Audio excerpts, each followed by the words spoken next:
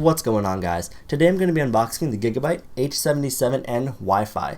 This is a Micro-ITX motherboard, in case you couldn't tell by that very small form factor. And this is going to be great not only for you Windows users, but also for the Hackintosh users out there as well, which I'm sure most of you, if you're looking into this board, is probably the main reason. This is one of the most compatible Micro-ITX motherboards on the market, and so with that said, I'm not going to ramble too much more. Let's go ahead and have a look in the box. Now, before getting into the actual unboxing, I want to apologize for the subpar lighting and also for this very ghetto desk. Some of you longtime viewers may actually remember this desk. I'm currently at my parents' house just while my car gets fixed, so I will have to make do for this video, but it should be good enough to, get my point across. So here we have the outside of the box, the H77N Wi-Fi. As the name suggests, this motherboard has a built-in Wi-Fi chipset on it. Now, with that said, if you're looking for this board for a Hackintosh, the onboard Wi-Fi here will not work. If you want a third-party wireless solution, you will have to get a PCI card or some kind of USB accessory for that, because this will not work in OS X. This will only work in Windows. Now, that's probably not why a lot of you bought this board, but it's something that you guys really should know if you're looking to buy this board for your Hackintosh. As you could have guessed, this runs on the LGA 1155 CPU socket, which is the most compatible socket at the moment. As you can see here, supports Intel Wi-Fi and Intel Wi-Di. Now, once again, this is like a Windows-only thing with this right here, but Wi-Fi, of course, the wireless networking, and Wi-Di, this is wireless display technology, which works within Windows, not within OS X on this board. That might change in the future, but for now, it's just how it is. So go ahead and zoom in here. We have humidity protection, electrostatic protection. All this stuff here is very, very common among the Gigabyte motherboards. I always recommend Gigabyte motherboards because they're very sturdy and they're built very well. Now, Asus boards I tend to think of as more of a premium quality motherboard, but for the price, you really can't beat this. This board is about $100 and it's fully OS X compatible. Thumbs up for that. So, down here, I'm not going to walk you guys through every single little thing, but of course supports the Intel Core i3, i5, and i7, Sandy, and Ivy Bridge processors. Runs on the Intel H77 chipset, which is compatible with OS X. We have PCI 3 on board, which is very nice. It'll get you the maximum speed out of those higher speed GPUs. Bluetooth 4.0, which once again will work within Windows, not within OS X, at least to my knowledge. If this changes, I will add an annotation. 300 megabits per second Wi-Fi, very nice if you're running Windows, and this is a no comment mark.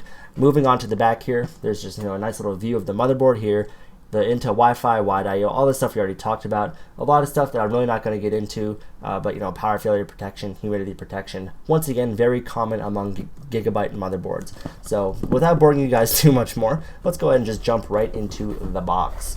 So very Apple-like, motherboard right on top. So we're going to go ahead and take this board out. Actually, we'll just put this off to the side for now.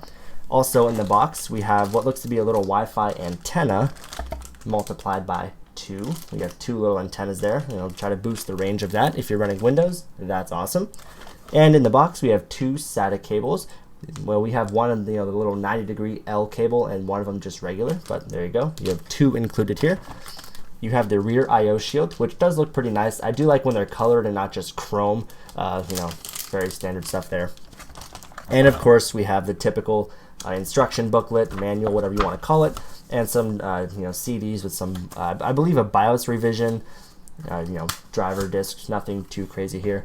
And with that said, we now have an empty box. So now let's go ahead and have a look at the actual motherboard. So here we have a view of the entire motherboard, which, as you can tell from that Micro-ITX form factor, is indeed very small. For reference, here's my hand if you've never seen a board this small before. And just starting off here, this is the CPU socket. We have an 1155 socket. Like I said earlier, supports Intel Core i3, i5, and i7 processors, Ivy and Sandy Bridge 2nd and 3rd generations. Moving down here, we have a single PCI Express slot. I believe this is a by 16 slot, PCI 3.0, so that's very nice there.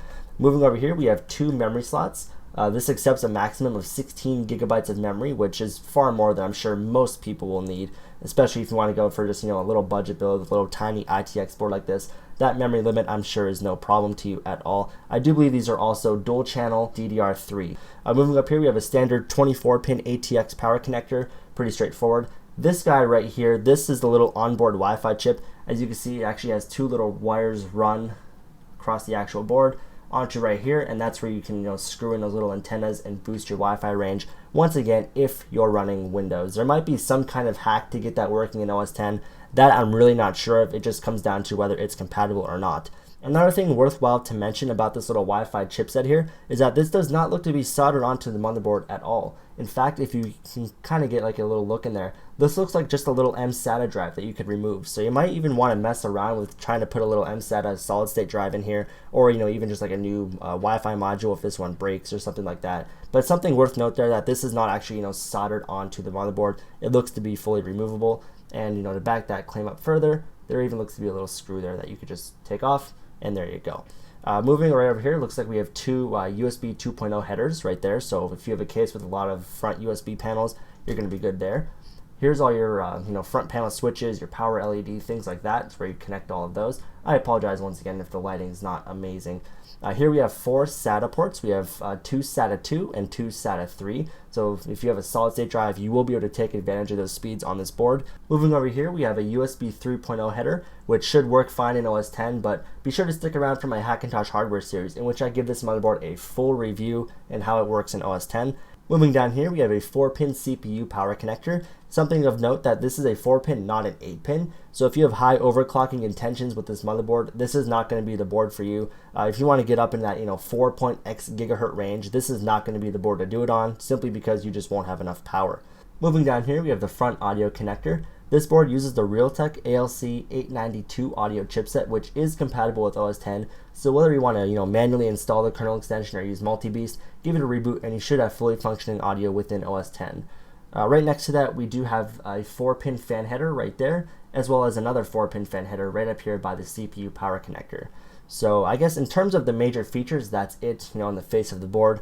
Pulling back here to the rear I/O, we have a little PS2 combination port. That's a keyboard or a mouse you pick, should work fine either way. 2 USB 3.0 ports. This board has dual HDMI, which is something that not a lot of boards have, so that's going to be interesting to see how that works within OS X.